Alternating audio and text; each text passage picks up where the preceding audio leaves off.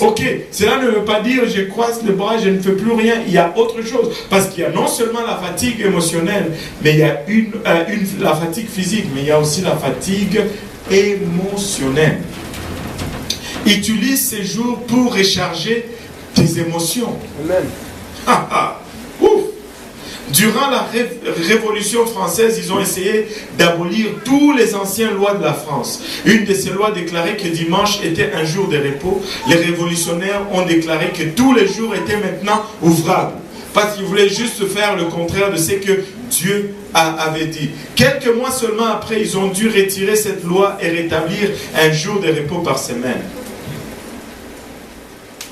Parce que ça ne marchait pas. La santé de la population était en train de se détériorer. Leur idée de la productivité n'a pas du tout fonctionné. Le stress du travail te presse comme un citron. Et le rythme de ta semaine de travail te garde constamment à la hâte. Tu as besoin d'une dose régulière d'inspiration et d'encouragement pour recharger tes émotions. Comment puis-je recharger mes émotions? En incluant 3 choses dans ton sabbat. Inclus d'abord un temps de tranquillité. Psaume 23, 2, 3. Il me fait reposer dans des verts pâturages. Il me dirige près des eaux paisibles. Il restaure mon âme. Un temps de tranquillité d'abord. Dans notre monde de pollution auditive, le calme, la tranquillité et la restauration de l'âme vont ensemble. Il y a toujours du bruit aujourd'hui. Même quand il n'y en a pas, nous créons nos propres bruits en mettant des écouteurs dans nos oreilles. Il y a toujours du bruit. J'étais allé une fois, il y a 1 an et demi, au Nouveau-Brunswick, pour une présentation à l'école, au collège biblique. Et on est allé passer une nuit chez les parents de Pastor Graham. Ils habitent dans un lieu où, au fond, si tu es sur la porte de la maison, tu ne vois pas de maison. Tu ne vois pas tes voisins.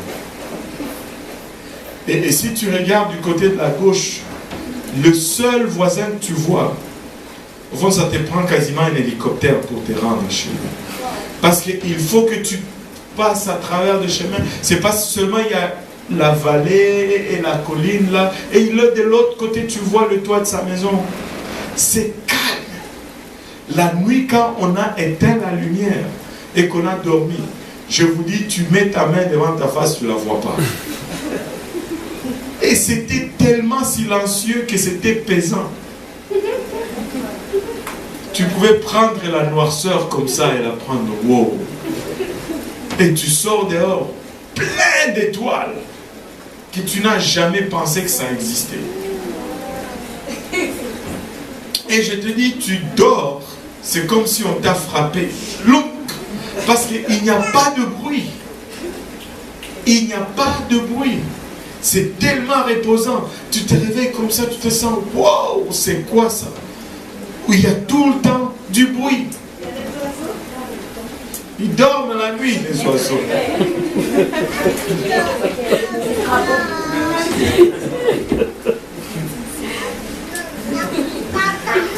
Aïe, aïe, aïe. Une partie de ton sabbat doit être considérée consister à du temps de silence que tu passes seul avec Dieu. Amen. Ésaïe 30, 15 nous dit, car ainsi a parlé le Seigneur, l'Éternel, le Saint d'Israël, c'est dans la tranquillité et le repos que sera votre salut. C'est dans le calme et la confiance que sera votre force. Mais vous ne l'avez pas voulu. Vous courez tout le temps. Tout le temps, c'est toum, toum, toum, toum. Il y a de ces gens qui, quand c'est calme, ils ne sont pas tranquilles. Ils doivent mettre la musique. Des fois, tu veux juste éteindre la musique aussi et rester calme. Psaume 46, verset 11. Arrêtez et sachez que je suis Dieu. Je domine sur les nations, je domine sur la terre. arrêtez et sachez que je suis Dieu. Plusieurs personnes utilisent la fin de semaine pour relaxer et se récréer, mais ils ne passent jamais du temps tranquille. Ils ne comprennent pas pourquoi ils sont encore stressés lorsqu'ils retournent au travail le lundi. Marc 6,31 nous dit, Jésus lui dit, venez à l'écart dans un lieu désert et reposez-vous un peu, car il y avait beaucoup d'allants et de venants et ils n'avaient même pas le temps de manger. Des fois, quand tu cherches les pasteurs et que tu ne les trouves pas, c'est peut-être parce qu'ils cherchent un peu de tranquillité.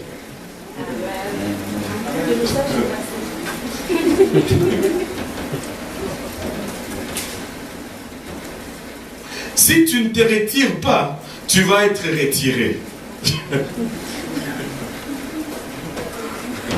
Si tu ne te retires pas toi-même, tu vas être retiré. Deuxièmement, inclus du temps pour la famille. Ecclésiaste 9,9. Jouis de la vie avec la femme que tu aimes pendant tous les jours de ta vie de vanité que Dieu t'a donné sous le soleil. Pendant tous les jours de ta vanité, car c'est ta part dans la vie au milieu de ton travail que tu fais sous le soleil. Écoutez, on a tous un temps où tu ne veux voir personne d'autre que ta femme. Ce n'est pas parce que tu n'aimes pas tous les autres, mais c'est parce que c'est ta femme. Amen. Amen. Des fois, tu...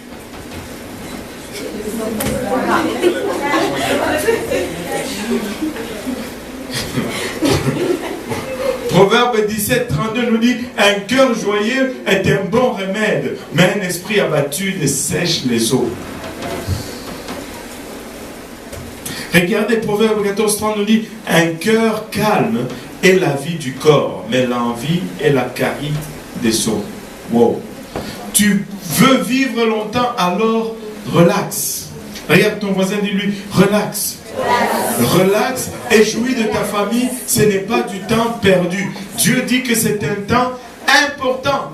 La moitié des parents nord-américains confessent qu'ils ne passent pas assez de temps avec leurs enfants. Et la moyenne de parents passe seulement 17 heures par semaine avec leurs enfants, les abandonnant pour être élevés par les garderies, l'école ou même pire, la télé ou le diable vision que je voulais dire. C'est le diable vision. Ils élèvent l'enfant avec la télé. Et le matin, il prend l'enfant, il le met là et il lui allume la télé.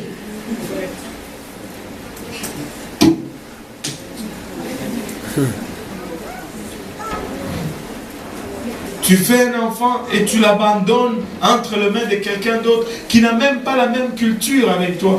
Dernièrement, je pense que c'était cette semaine ou la semaine passée, tard la semaine passée, je sortais de chez moi, je vois 8 ou 9 enfants en train, tu sais, quand ils sortent pour aller faire un tour, là, les enfants qui sont dans les garderies, 8 ou 9 enfants, mais avec 2 femmes musulmanes. Moi, je vous parie que tous ces enfants qui étaient là n'étaient pas tous des enfants de musulmans. La majorité d'entre eux, ce sont des parents soi-disant chrétiens.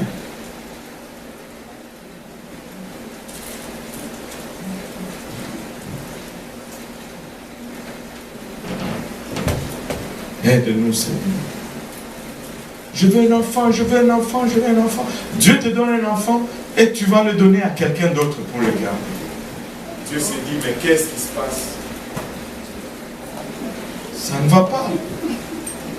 Ça ne va pas. Oh boy. Où est-ce que j'en étais encore? Bon, la moitié de nos enfants regardent la télévision plus de 2 heures par jour. Mais 3/4 d'entre eux disent que s'ils avaient le choix, ils choisiraient de passer ce temps en famille. Aux États-Unis, les services de substituts pour la garde des enfants croissent à 33% chaque année. Aujourd'hui, les garderies partout. Mais où sont les parents? Ces enfants, est-ce qu'ils ont poussé dans les arbres pour qu'ils aient besoin de gardiens? Où sont les parents? Dieu dit que le temps en famille n'est pas optionnel. il est important.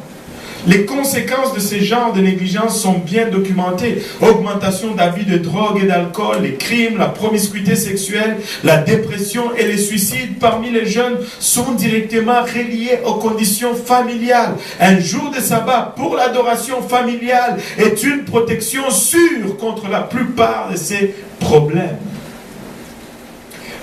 À l'église pentecôtiste unie de Saint-Laurent, nous sommes engagés pour fortifier les familles. Nous voulons fortifier les familles, c'est pourquoi nous avons cette série et ces sermons que nous enseignons aujourd'hui. C'est aussi pourquoi nous n'avons pas d'activité tous les jours de la semaine. Vous avez besoin de temps pour renouveler vos relations, non seulement avec Dieu, mais les uns avec les autres. Il y en a qu'on doit chasser des fois de l'église. Ok, je comprends, vous êtes célibataire, c'est bon. Amen. Amen. Inclut le temps de fraternité. Alléluia. Inclut le temps de fraterniser. Troisième point. Inclut un temps calme. Inclut un temps avec la famille. Inclut un temps de fraternité. Hébreux 10, 25 nous dit: n'abandonnons pas notre assemblée comme c'est la coutume de quelques-uns, mais exhortons-nous réciproquement, et cela d'autant plus que vous voyez s'approcher le jour. Or, moi, je n'ai pas besoin de venir à l'église. Non, Dieu dit que tu as besoin de venir à l'église. Dieu dit que tu as besoin d'aller au groupe de fraternité. Dieu dit que tu as besoin des autres frères. Les chrétiens ne survivent pas seuls. Amen. Écoutez, il y a de ces gens qui disent: oh, moi je vais rester à la maison, je vais prier moi-même. Dieu ne revient pas pour des personnes en particulier. Dieu revient pour son Église. La Bible nous dit: l'Église va être enlevée. Si je ne fais pas partie de l'Église, je vais rester. Oui. Alors, je comprends que Dieu revient pour l'Église et non pas pour des personnes en particulier. Mais si le jour où il revient, justement, je suis en prière devant mon lit, je fais quand même partie de l'Église. Ce n'est pas ce que j'ai fait particulièrement ce jour que je suis qui revient, qui fait la différence. Je peux être en train de ronfler et faire partir de l'église quand même. Et je vais partir. Mais Dieu nous a placés comme ça. La Bible, quand elle parle de l'église, elle dit, et de l'église par rapport à nous, elle dit: nous sommes les membres les uns des autres. La Bible dit: nous sommes des membres. Mais si tu détaches un membre de la connexion du corps, qu'est-ce qui arrive aux membres? Il pourrit. Si aujourd'hui je me coupe le bras, je dis: bon, le bras gauche, je n'en ai pas tellement besoin. Je me le coupe, je le laisse dans un tiroir chez moi. Je vais revenir 3-4 jours après, ce bras-là, il va être pourri. Le corps, il va être en manque. Je ne vais pas fonctionner pleinement comme je devais fonctionner. Et c'est ça qui arrive lorsque vous manquez à l'église. Il y a quelque chose que seulement vous apportez qui manque quand vous n'êtes pas là. Regarde ton voisin, lui: je ne veux plus manquer. Le corps peut fonctionner. Je peux faire un marathon avec un bras de moins, mais je ne peux pas courir de la même façon que si j'avais mes deux bras. Amen. On peut adorer, mais s'il y a Viviane qui manque, quelque chose va manquer dans notre adoration. Amen. Nous avons besoin. Maintenant, si à cause de mon absence, quelque chose manque, savez-vous quoi? Toute l'église va manquer une coche. Mais moi, je vais manquer 10 coches. Parce que le bras qui reste pourri, le corps va fonctionner avec des douleurs, mais avec des handicaps, il va fonctionner. Mais le membre qui est coupé, il meurt. L'église, Dieu n'a pas fait l'église juste pour le plaisir de le faire. Il l'a fait parce que c'est la chose qui convient le plus. Et éventuellement, si je ne suis pas attaché à l'église, je meurs. Je sais qu'il y a des doctrines là qui disent que bon, l'église c'est pas ça. Ce sont des fausses doctrines. À l'époque, les apôtres vendaient même leurs biens et ils restaient ensemble en communauté.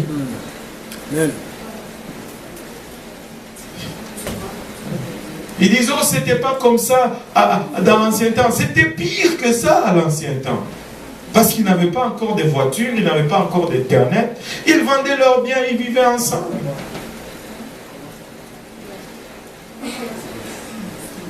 Amen. Amen. Alléluia. Je ne manquerai plus jamais l'église. Psaume, j'étais où encore? Ouais, Psaume 122, verset 1. Cantique de degré de David. Je suis dans la joie quand on me dit. David n'a pas dit je suis dans la tristesse. Si David dit je suis dans la joie quand on me dit allons à la maison. Hey, attendez. Je dois courir chaque jour à l'église. Pourquoi David avait-il hâte d'aller à la maison de Dieu? Parce qu'il y a un renouvellement qui s'est produit lorsque nous nous réunissons avec les autres croyants. Nous avons besoin les uns des autres. J'ai besoin de vous. Vous avez besoin de moi. Vous avez besoin les uns des autres. Un chrétien ne peut jamais fonctionner seul parce qu'éventuellement il va tomber. Il va tomber. Ils font n'importe quoi. Il y a un groupe qui venait à l'église et qui ne vient plus à cause de deux choses, la dîme et les pasteurs. Ils disent, oh, dans l'ancien temps, il n'y avait pas de pasteurs et les fidèles. Je dis, même Jésus lui-même s'était choisi 12 apôtres. Et le livre d'Éphésiens nous dit qu'il y a 5 ministères dans l'église. 5 ministères dans l'église. C'est quoi? Éphésiens 6, 11. C'est ça, frère apôtre? 4, 11. Éphésiens 4, 11. Si tu peux nous le lire.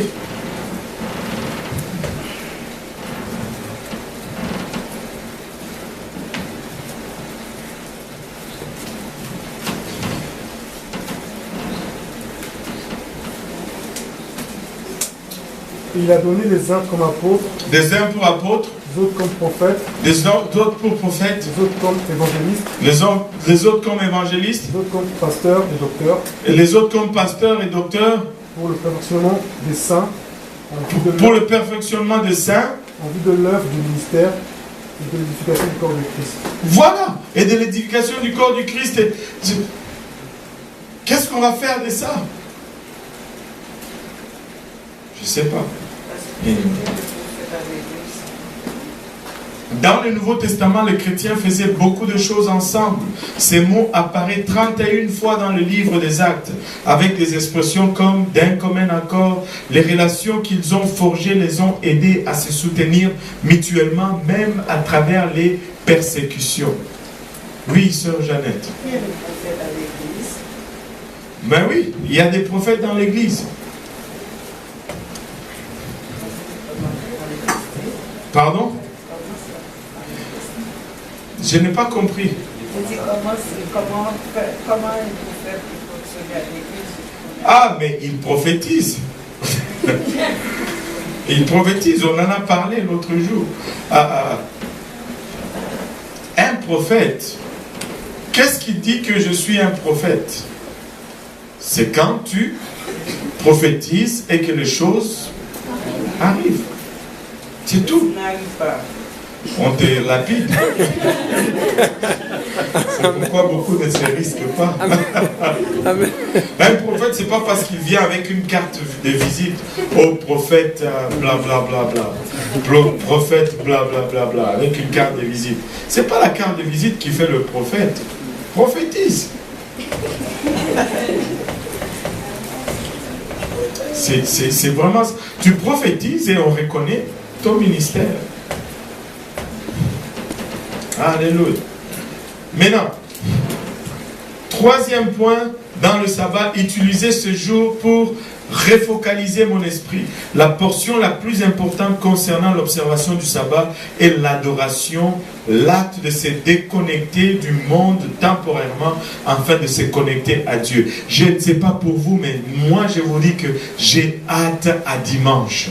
J'ai hâte au jour où on vient et on tourne un peu l'interrupteur à off sur le monde. Parce que sortez un peu dans les rues, je ne sais pas pour vous, mais si vous n'êtes pas affecté par ce que se passe dans nos vies aujourd'hui, il faut se poser des questions. Prenez juste le métro d'ici jusqu'à l'église. Le nombre d'obscénités, le nombre de nudités, de blasphèmes que vous allez rencontrer, c'est effroyable.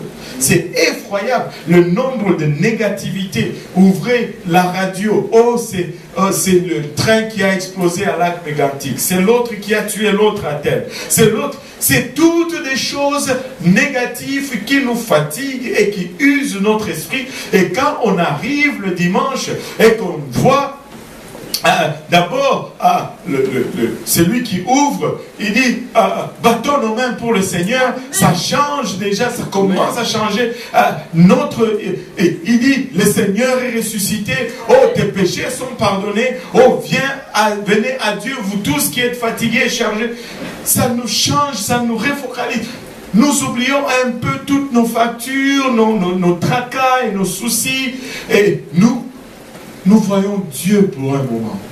Pour juste un moment, nous arrivons à oublier même où nous sommes. Et c'est très important. Je ne sais pas comment je vais survivre. C'est pas que manquer l'église une semaine. Je me sens rétrograde. Amen. Je me sens rétrograde. Psaume 95, verset 6, il dit, venez, prosternons-nous. Venez, prosternons-nous. Vous et moi, nous, et humilions-nous, fléchissons les genoux devant l'Éternel, notre Créateur. L'adoration nous amène à focaliser sur les choses les plus importantes de la vie. Et quand on adore, on oublie même son orgueil. On commence à courir comme un fou devant tout le monde.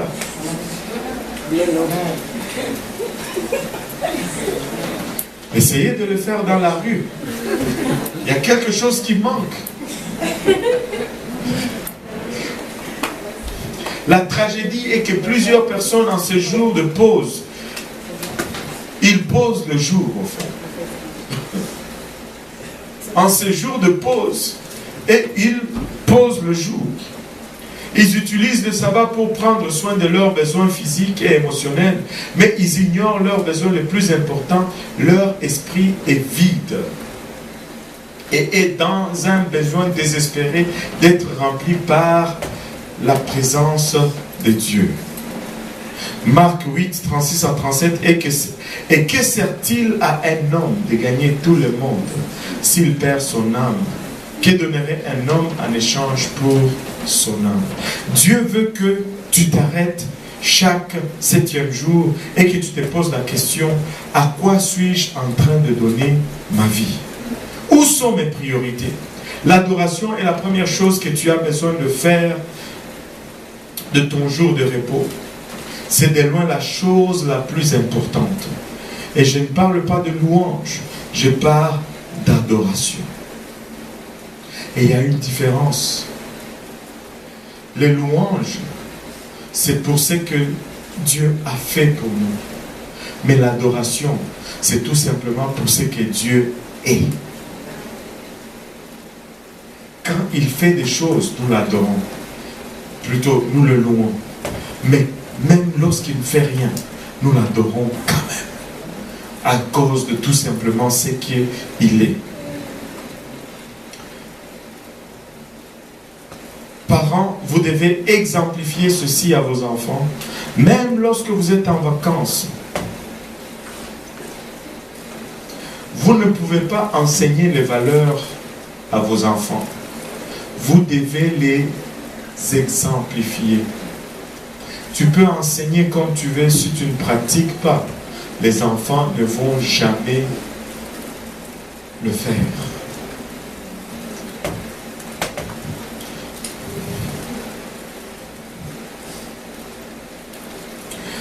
Dans son livre It's About Time, il est temps, Leslie Flynn a intitulé une portion du livre, il a intitulé comme ceci: si tu as 35 ans, il ne te reste que 500 jours à vivre. Wow. Si tu as 35 ans, il ne te reste que 500 jours à vivre. Il y en a qui ont peur, qui commencent à sortir leur crayon pour leur testament. Sa prémisse est que si tu soustrais le temps que tu passes pour dormir, travailler, s'occuper des affaires personnelles, ton hygiène, le ménage à faire, les affaires médicaux, manger, le temps de voyagement pour aller au travail, dans les prochains 35 ans, il ne te reste que vraiment 500 jours à passer selon ton souhait. C'est chaud.